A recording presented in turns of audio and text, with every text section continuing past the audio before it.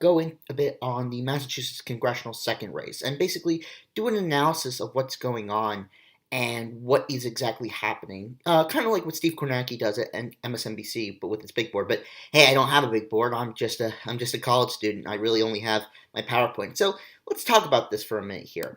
So the Massachusetts congressional district of the second district is between two candidates. We have the incumbent Jim McGovern of Massachusetts second district, been part of the district for about since the 90s, honestly, as well as Tracy Lavorne on the Republican side. Now, the Republicans think that they can really do well in this district due to excitement from the president, as well as a honest-to-God surge around the challenger. Now, this has happened before. This is technically a rematch race. So let's talk about this district as a whole. So Massachusetts 2nd District, as you can see right here, covers most of Worcester County, does a little bit of Franklin County as well as Hampton County. Some important places to notice are Worcester, Shrewsbury, Leominster.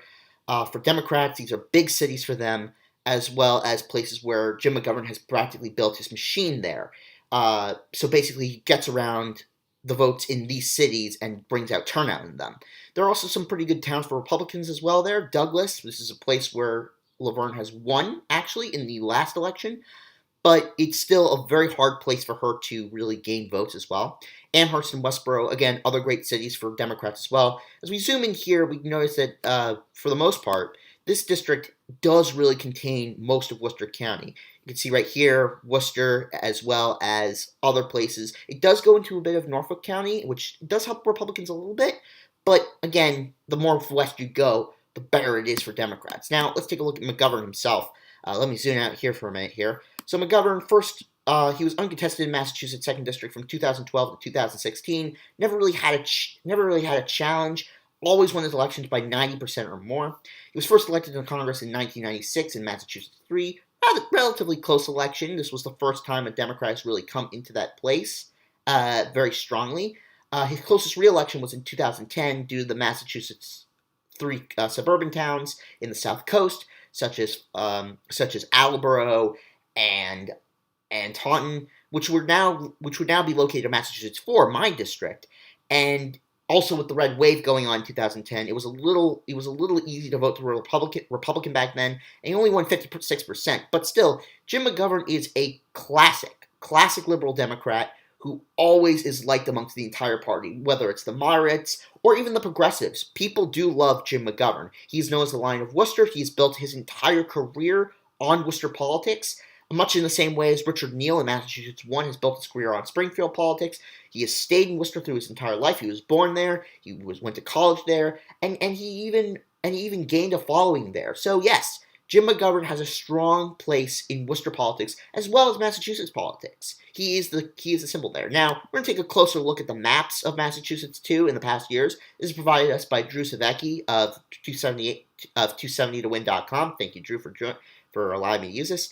So, as you can see, in 2012, if we zoom in here, hold on a second, we see the Obama-Romney election, and it's a very similar situation. Again, as I said, the more west you go, the better it is for Democrats. And as you can see in Franklin and Hampshire County, it's very, very blue there for Obama. So you have those liberal counties really helping him, as well as those liberal towns helping him. Romney does a little better in Worcester County, actually. These are more suburban areas, a little more affluent. And as you can see down here, you can see it goes really well for Romney. It's very, very red. These are the towns in Norfolk County, a little closer to the southeast district of Massachusetts. So those are going to be a little more red.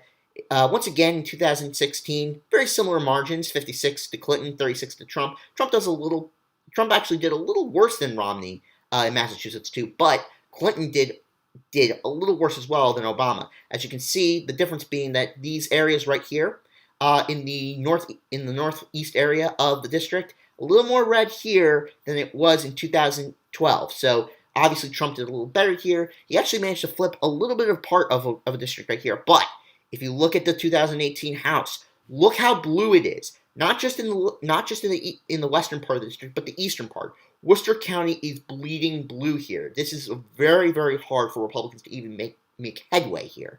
So take a look at this. You see a very dark blue district, as well as very light blue towns that usually vote for Republicans. So right here, you can see McGovern's strength and power.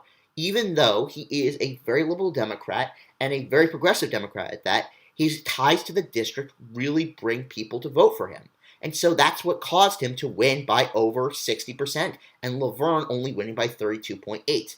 Now, do the Republicans have a chance this year? And I'm going to say no on that, mainly for two reasons. One, this is not a good year to be a Republican in the Northeast.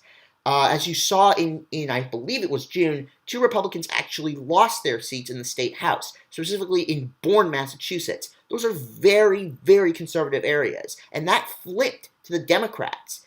And right now, as we're seeing in polls, President Trump is still not doing well enough in the Northeast, and that could cause McGovern to not only win by more than 60%, but possibly over 70% this year. I've been talking to people saying that he could win by 73%.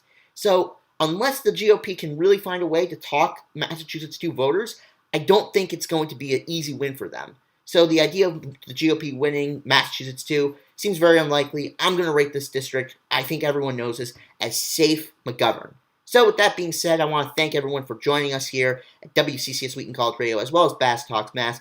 This is just something I wanted to do here. It's something I want to try out, as well as something new to improve on. Maybe we'll talk about other districts in Massachusetts, maybe Massachusetts 9. I know the GOP really wants to challenge Bill Keaton there. So let's see what happens. But thank you anyway for joining us. I'm Adam Bass. Thank you.